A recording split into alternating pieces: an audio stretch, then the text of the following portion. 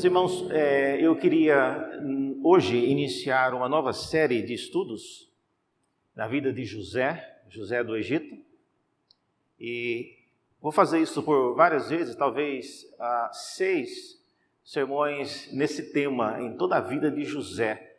Não falarei tudo sobre José, mas eu quero tratar basicamente 3 focos básicos na vida dele, que são estes, né? A relação dos sonhos, as lutas e a supremacia que José acabou tendo naquilo que ele fez e naquilo que ele era.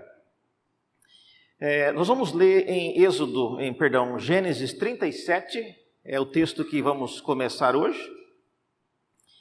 E nesse texto teremos o início da história de José, começa aí mesmo. E eu vou falar sobre algumas coisas nesse capítulo 37,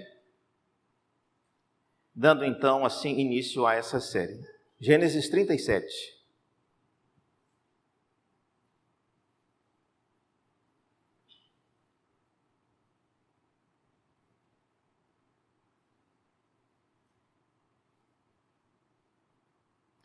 Diz assim a palavra de Deus: habitou Jacó na terra das peregrinações de seu pai, na terra de Canaã.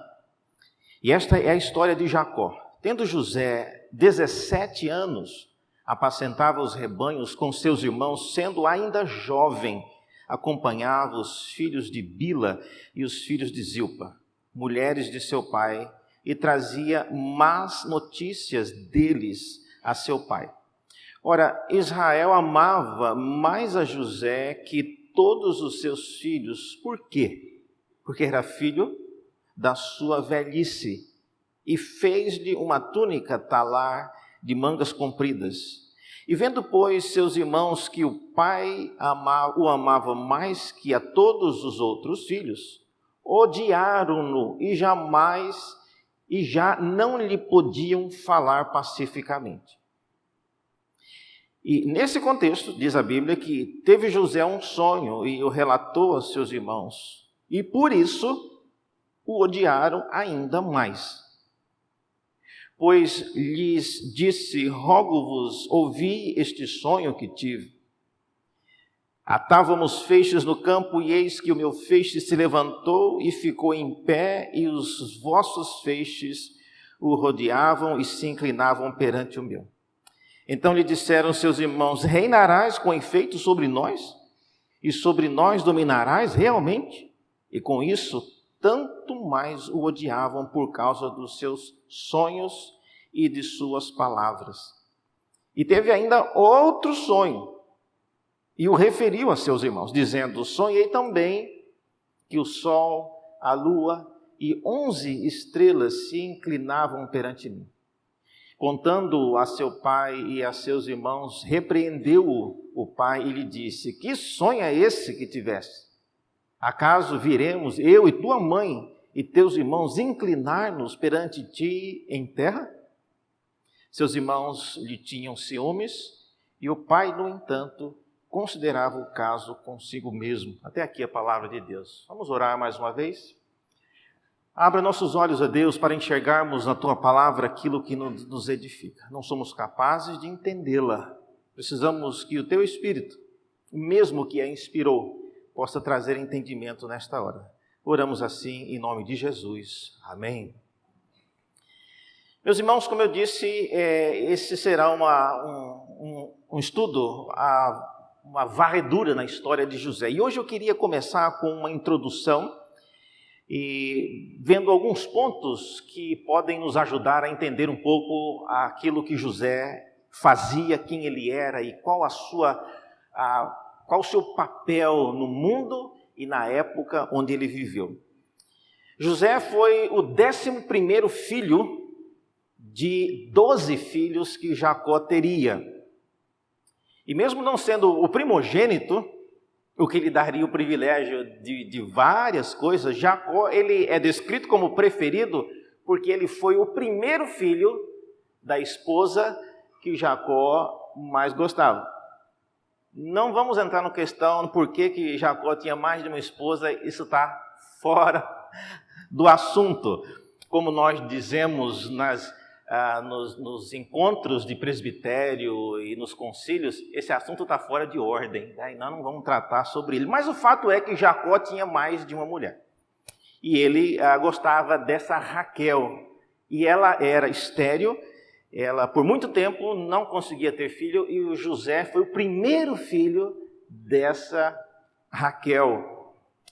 E a Bíblia fala que o Senhor se lembrou de Raquel, e aí ela então concebeu o José, é o primeiro. E com Raquel, ele teve apenas mais um outro filho, que é o Benjamim, que é o mais novo, é o 12º. Então, José e Benjamim eram os filhos queridos, mas José especialmente, a Bíblia relata, isso não é uma coisa certa, mas o pai tinha uma preferência por esse filho, ele o amava mais do que os outros. E isso é uma das razões porque os irmãos desenvolveram um ódio pelo José. De modo que o texto diz que eles não conseguiam mais falar com ele de maneira pacífica. Como a gente diz, tratavam-no à ponta do pé. Tudo que o José falava estava errado, tudo que ele pedia estava inapropriado. Então, o José, ele era, na verdade, vítima desse contexto que o pai dele lhe colocou, amando-o mais do que os irmãos. José nasceu, irmãos, na terra de Canaã, na região das peregrinações do seu pai Jacó, e ele morreu no Egito com 110 anos. Para quem viveu depois de Noé, isso é um grande feito.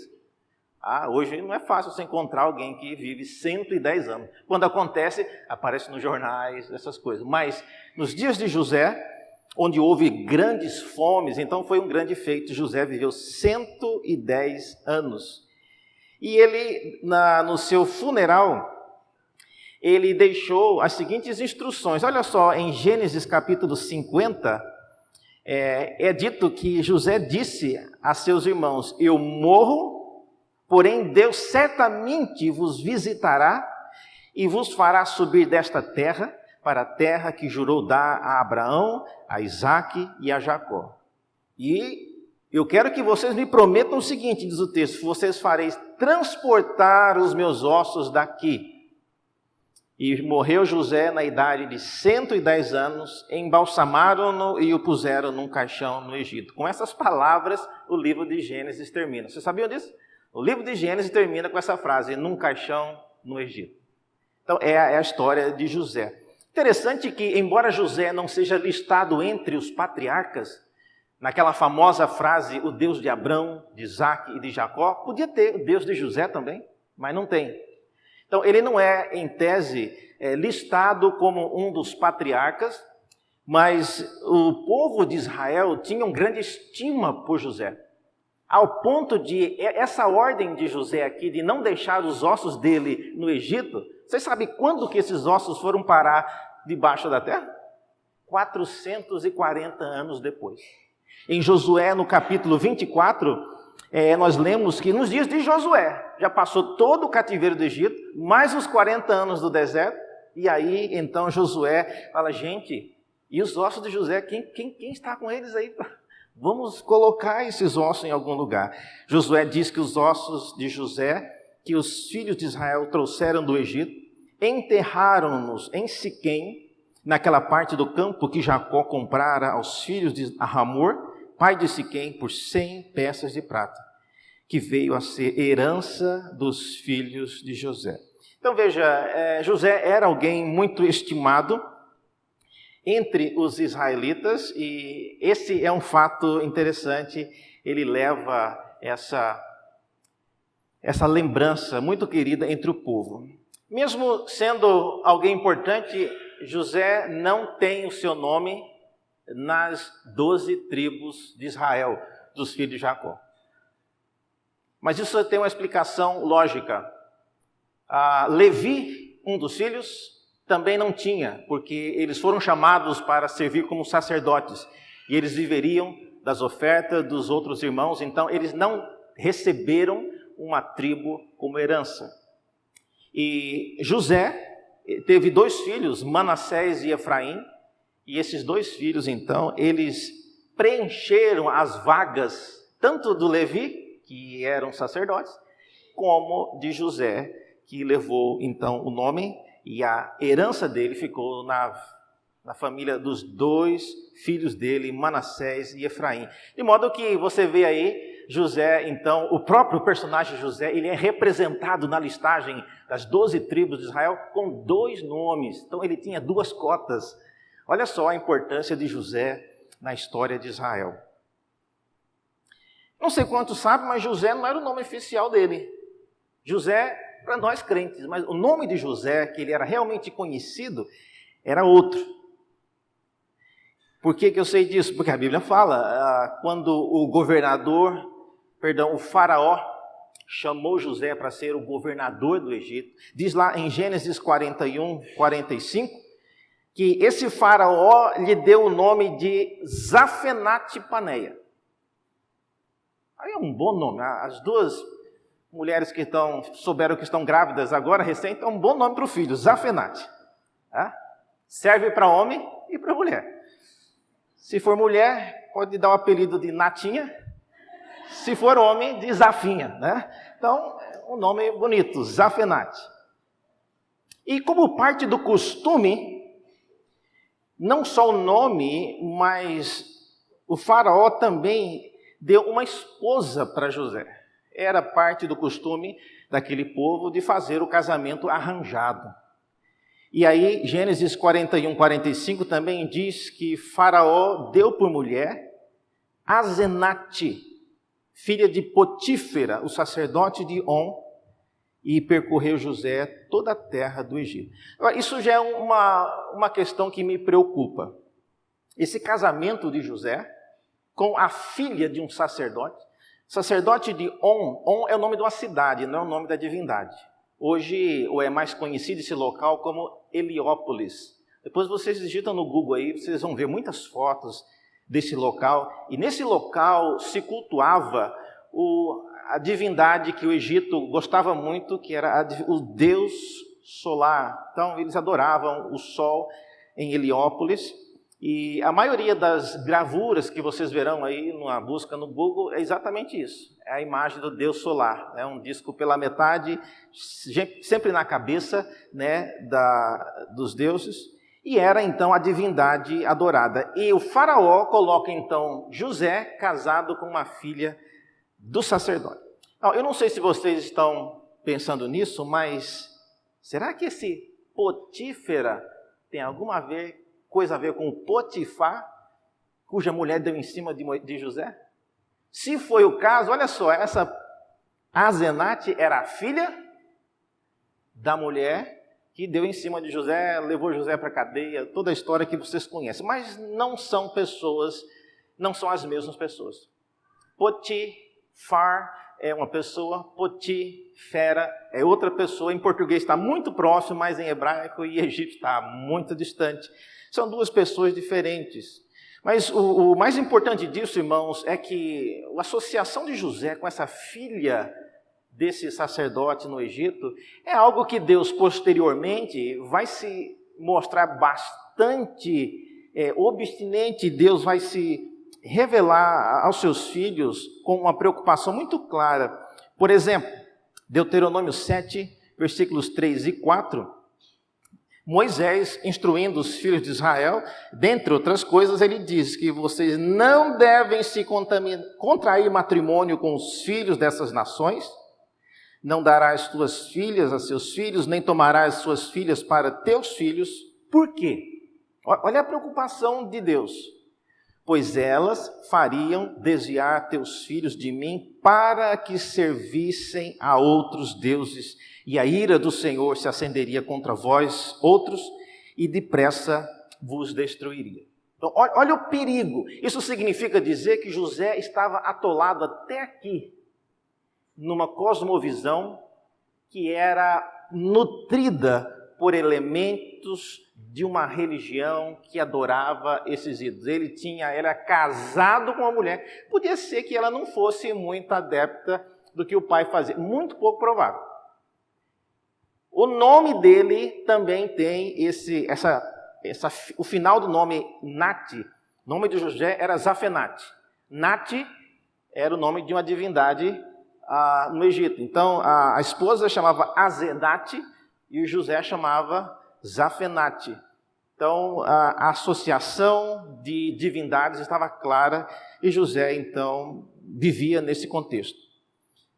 Como vimos anteriormente, é bem provável que José ele não naufragou, irmãos, nessa cultura que ele viveu, com o estilo de vida que ele viveu, mas provavelmente ele viveu toda a sua vida preservando o que é importante nos caminhos do Senhor.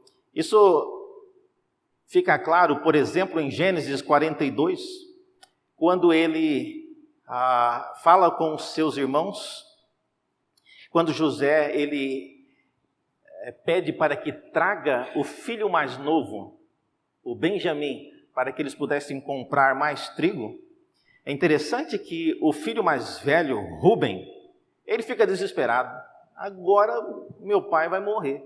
E a Bíblia diz que o Ruben começou a conversar em hebraico com os irmãos, dando lá um esculacho neles, em hebraico, porque ele achava que o governador do Egito não entendia o que eles estavam falando. Veja lá em Gênesis 42, versículos 22, o que é que o Ruben ele fala aos irmãos.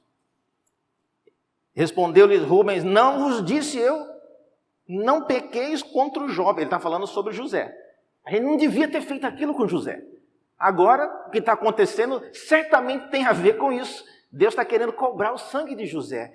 E ele diz: e não me quisestes ouvir, pois vedes aí que se requer de nós o seu sangue. Eles, porém, não sabiam que José os entendia, porque lhes falava por intérprete. Então, isso mostra que José, duas coisas aqui. José já estava bastante culturalmente acomodado e camuflado na sociedade do Egito. Ele já falava a língua do Egito e os irmãos falavam com ele via intérprete. Era uma opção de José, ele entendia, mas ele preferiu fazer isso. E certamente José, no seu look, na sua aparência, ele já tinha se acostumado e rapado a cabeça. Os egípcios geralmente tinham a cabeça totalmente raspado, tinham o cavanhaque elaborado, né, era comprido, tecido com várias cordas, às vezes com linhas de ouro. Então era um cavanhaque mais ou menos um palmo, assim, uma coisa reta, maquiagem bastante marcante nos olhos dos homens também, de modo que José, olhando para ele, é um egípcio, né, sem qualquer distinção. Isso possivelmente significa dizer que José, ele de fato se tornou alguém totalmente imerso nessa cultura do Egito. E por último, irmãos, José, ele por ser o 11º filho, ele era bem jovem dentre os demais. Isso faz, o texto diz, que lemos, que ele tinha 17 anos, é muito jovem. Essa idade, ele possivelmente ainda não tinha uma profissão. A razão porque ele andava com os irmãos é para que os irmãos lhe ensinassem a profissão de pastor de rebanho. Mas a história diz que isso não estava acontecendo. Os irmãos viam e já colocavam ele para fazer outra coisa. E isso traz, então, aos pontos que eu queria mencionar nessa noite. Hoje eu queria, isso que eu falei é mais uma introdução, mas há 3 aspectos, então, que nós vamos ver nessas preleções, que são os seguintes: os sonhos, nós vamos falar sobre isso, as lutas, qual a origem e a finalidade dessas lutas que José teve. Gente do céu, pensa numa pessoa que tudo que tinha que dar errado acontecia com o pobre de José. Por que disso? Porque ele era uma pessoa assim, que atraía problemas. Em terceiro lugar, a supremacia dele. Como é que nós devemos entender essa posição de supremacia que José acabou tendo, não só sobre o povo de Israel, mas sobre toda a terra? O Egito, na ocasião, era a maior potência mundial, não apenas militarmente, mas por causa da obra de José, era também uma potência economicamente. Literalmente, o Egito alimentou o mundo por causa da sabedoria de José. Então, hoje vamos entrar rapidamente nos pontos relacionados aos sonhos. E a primeira coisa que eu queria pensar com vocês nesse ponto é o fato de que os sonhos, eles procediam de Deus. Esse é um ponto marcante que não tem como nós esconder.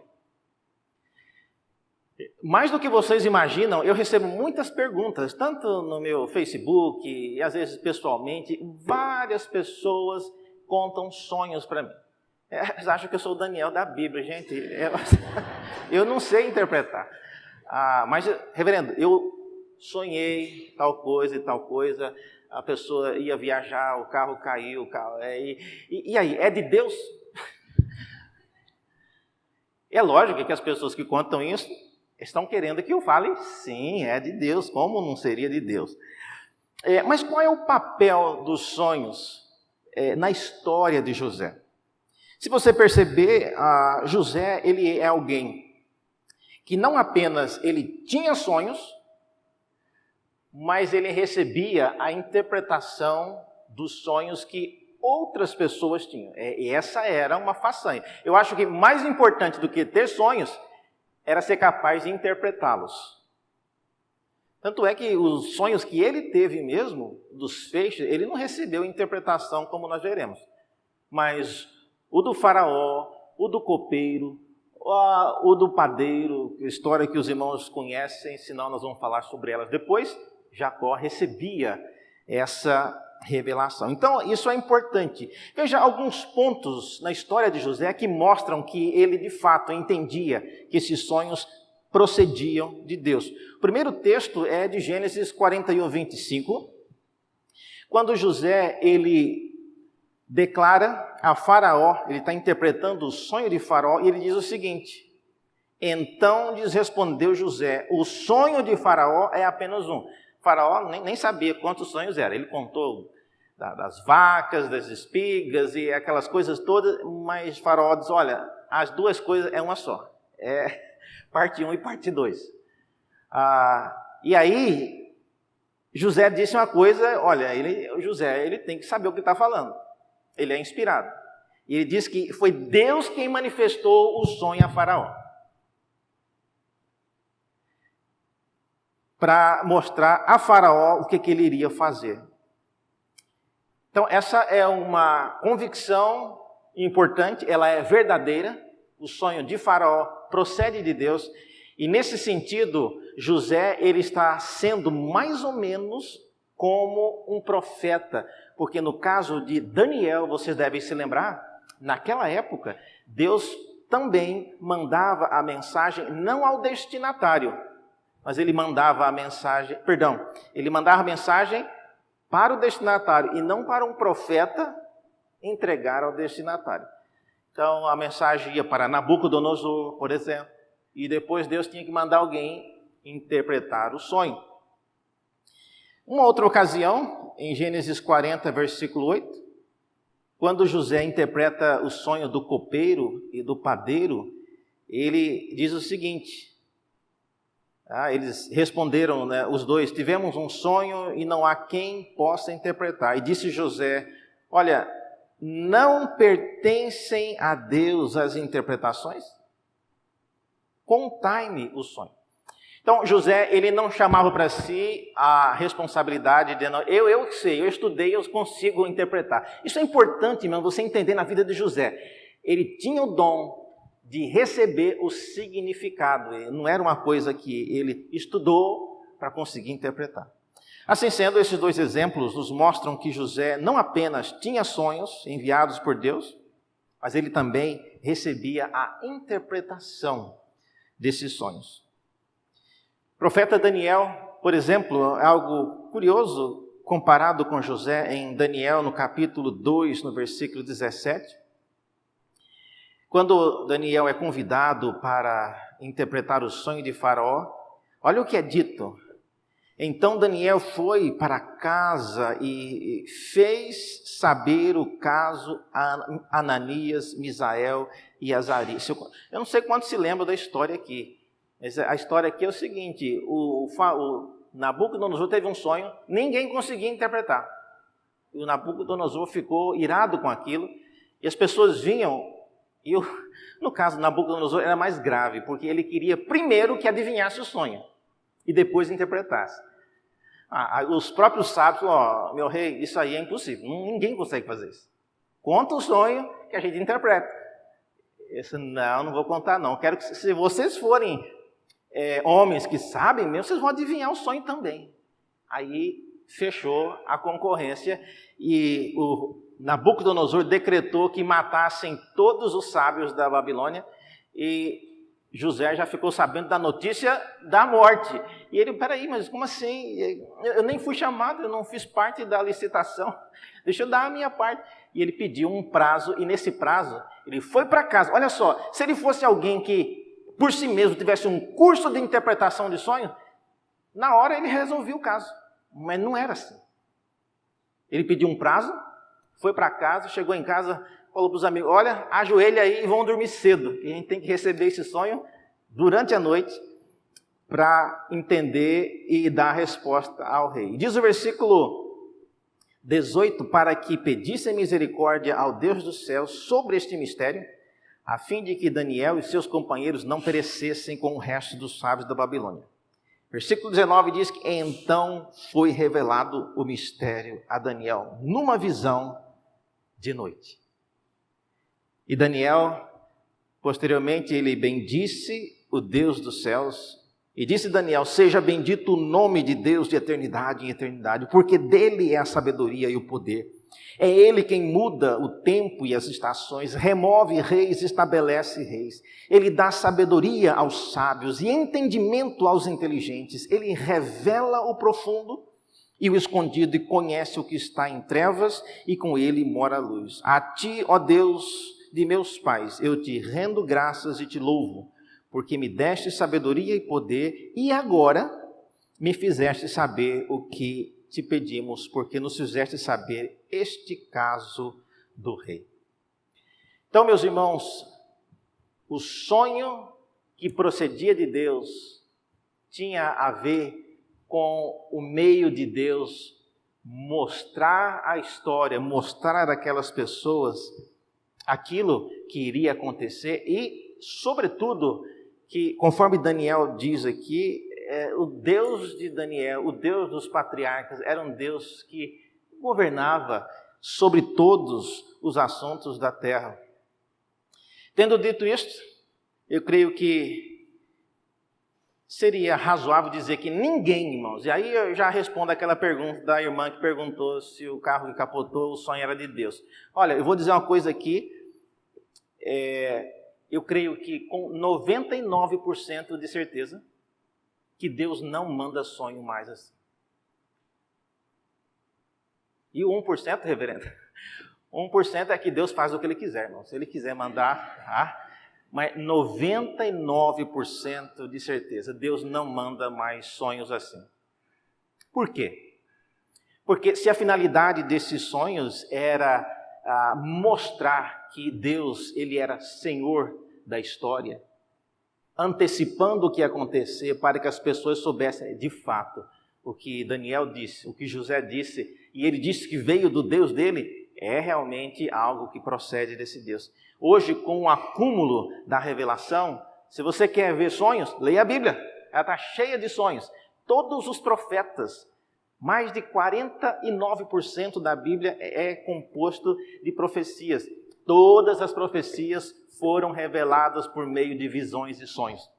Então tem sonho para você se divertir aí até morrer.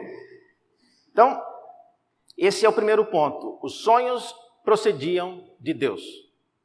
Não era sonho que a gente acorda de noite. Tem gente que acorda sonhando com alguma coisa, desesperado. Né? Agora lá em casa a gente tem 2 cachorrinhos. Às vezes a gente está vendo ele dormir e o cachorrinho fica mexendo assim, está sonhando. Cachorro sonha? Não sei. Né? Uma coisa eu sei. Esse tipo de sonho não é mais utilizado nos dias de hoje.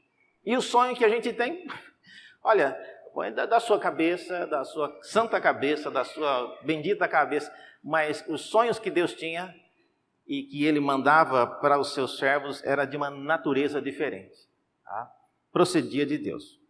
Segundo ponto, o conteúdo dos sonhos era enigmático.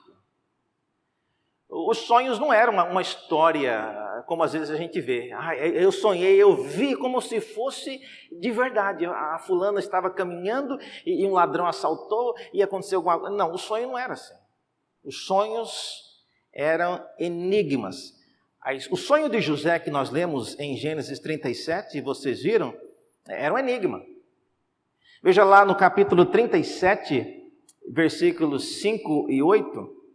Veja, diz que José teve um sonho e relatou aos seus irmãos, e por isso o odiaram mais, porque ele ficava dizendo, rogo-vos, ouvi. Possivelmente os irmãos não queriam nem ouvir mais.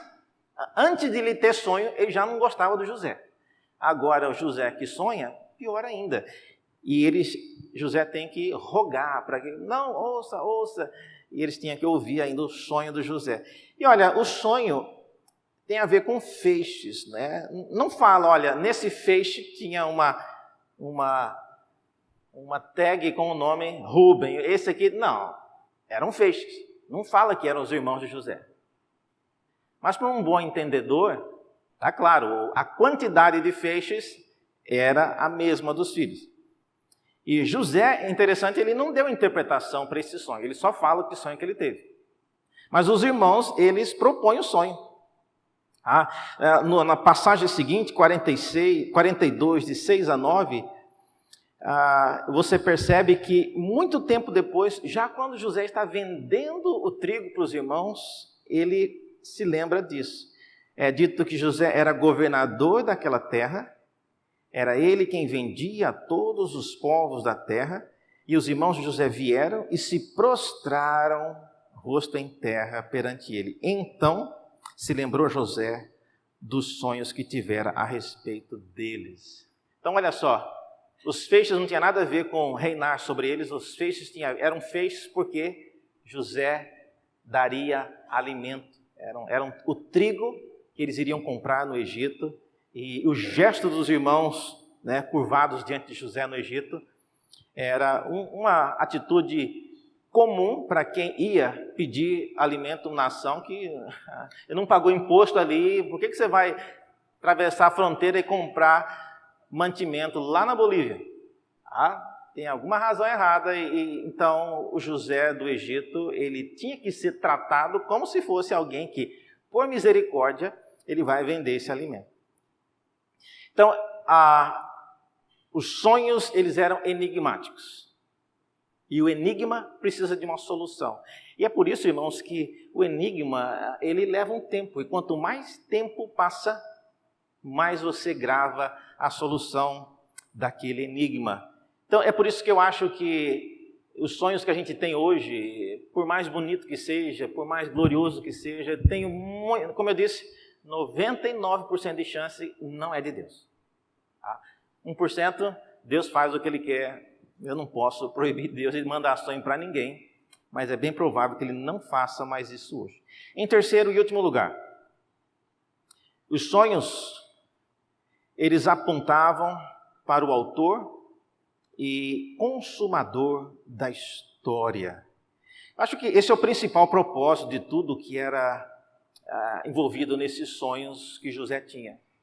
Ele não só tinha sonhos, mas ele acabou, a sua história toda é envolvida com a sua expertise de interpretar sonhos. Foi por essa razão que José saiu da cadeia, inclusive. Ele estava preso e duas pessoas que fizeram serviço com José, tiveram sonhos interpretados. Um deles se lembrou de José diante de Faraó.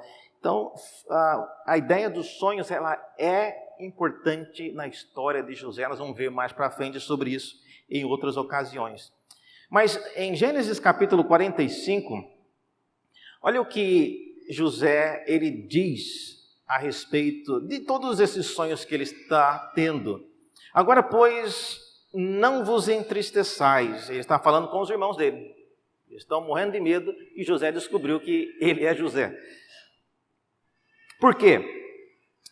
Diz o texto, versículo, porque para a conservação da vida, Deus me enviou adiante de vós. Porque já houve 2 anos de fome na terra e ainda restam 5 anos em que não haverá lavoura nem colheita. E olha só, ele diz claramente, Deus me enviou adiante de vós para conservar a vossa sucessão na terra e para vos preservar a vida por um livramento, um grande livramento. Então, o que José está dizendo é o seguinte, esse sonho que eu tive é uma maneira de Deus tornar conhecido não só entre o povo dele, mas entre todas as nações, que o Deus de José, ele é o autor e também o consumador da história. Quais são as conclusões que a gente pode levar disso tudo? Por incrível que pareça, irmãos, Jesus ele não é descrito como alguém que tinha sonho ou que interpretava sonho. Eu gostaria de ver Jesus interpretando o sonho. Tá? Jesus sabia muito mais coisas. Ele mesmo não era uma pessoa dada a isso. Os apóstolos, semelhantemente, também não foram conhecidos por grandes intérpretes de sonhos ou que tinham sonhos fabulosos, não. Embora Pedro, quando ele interpretou aquela situação do Pentecostes, ele tenha usado um texto de Joel, onde se diz que ali os jovens terão visões e os velhos sonharão. Mas naquele momento não tinha ninguém sonhando, estava tudo normal. Pedro, ele menciona essa passagem. José, esposo de Maria, ele recebeu em sonho aquela advertência de Gabriel, falando, olha, toma Maria, ela está grávida, concebida pelo Espírito Santo, então foi em sonho. Posteriormente, José e Maria receberam um sonho advertindo-os a fugir para o Egito por causa da perseguição em sonho, mas não é a mesma coisa, não são sonhos como os de José. Há um caso interessante, não sei quantos se lembram, em Mateus 27, 19, que a esposa de Pilatos teve um sonho. Vocês sabiam disso? E ela sonhou com Jesus. É dito que, e estando ele no tribunal, sua mulher mandou-lhe dizer, não te envolvas com esse justo. Ela está falando de Jesus. Porque hoje, em sonho, muito sofri por seu respeito. Pergunta, esse sonho veio de Deus? Eu ainda me uso de 99%. E eu creio que não. E o fato de eu ter sonhado com Jesus não mudou nada da história. Jesus foi crucificado, ele tinha que ser crucificado. Mas, gente, todo mundo pode ter sonho que tiver, e isso não altera. Mas eu digo, não é a mesma coisa. Os sonhos que nós vimos na história de José tinham uma finalidade específica, que era mostrar que Deus era o autor e o consumador da história. Segunda coisa, a principal consequência dos sonhos de Deus na realidade humana é o de nos mostrar que o nosso Deus, como eu disse, ele é o autor e é o consumador da história de todos os seres humanos. Isso é uma coisa importante que nós devemos nos lembrar.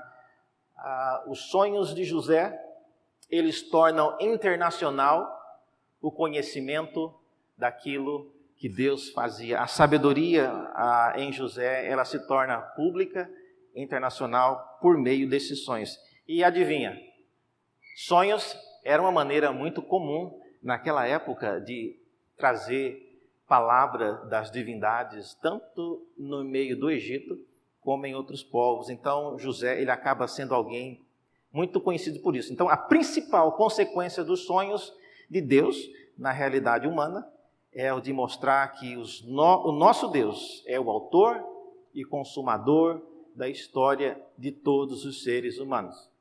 Se você tiver um sonho desse, e aí, é de Deus? 99%. Por quê? Porque Deus já revelou milhares de sonhos, dá para falar a mesma coisa. Por que ele vai usar o seu sonho agora? Muito pouco provável. E por que o seu sonho vai ser mais importante do que um personagem bíblico? Segundo lugar, eu queria deixar essa pergunta com vocês. Você tem certeza da procedência dos sonhos que guiam e motivam a sua vida? Isso é uma coisa que você devia pensar. Às vezes nós construímos toda uma carreira, uma expectativa, envolvemos pessoas com as coisas que nós estamos fazendo por causa de um sonho que tivemos. Nós usamos muito a expressão, eu preciso correr atrás de um sonho. Na verdade, isso é uma motivação, um trabalho, uma profissão. Mas cuidado, irmãos, não coloque, não envolva vida alheia, não sacrifique recursos alheios, não sacrifique tempo alheio por causa de um sonho que você teve, e especialmente falando, mas isso veio de Deus. Olha, lembre de 99%. É bem provável que não.